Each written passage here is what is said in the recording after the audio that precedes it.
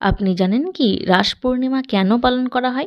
প্রাচীনকালে বৃন্দাবনের পবিত্র ভূমিতে ভগবান শ্রীকৃষ্ণ তার গোপীদের সঙ্গে এক মহালীলা করেছিলেন। এই লীলার নামই হলো রাসলীলা।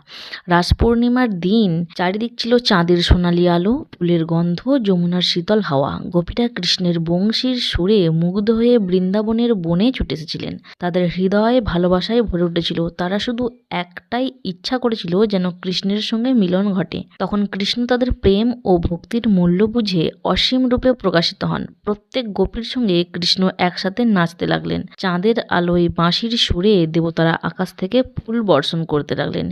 এ ছিল এমন এক অলৌকিক রাত যেখানে ভক্তি ও প্রেমের মিলন ঘটেছিল ঈশ্বরের সঙ্গে। এই লীলার স্মৃতিতেই প্রতি বছর কার্তিক পূর্ণিমায় পালিত হয় রাস পূর্ণিমা। এই দিনে ভক্তরা কৃষ্ণের প্রতি প্রেম, ভক্তি ও আত্মসমর্পণের প্রতীক হিসেবে উপবাস করেন, ভজন করেন এবং রাসলীলার নাটক বা কীর্তন আয়োজন করেন। যে ভক্ত সত্য হৃদয়ে রাস পূর্ণিমা কৃষ্ণের নাম স্মরণ করে তার জীবনে প্রেম, শান্তি ও ঈশ্বরের কৃপা নেমে আসে।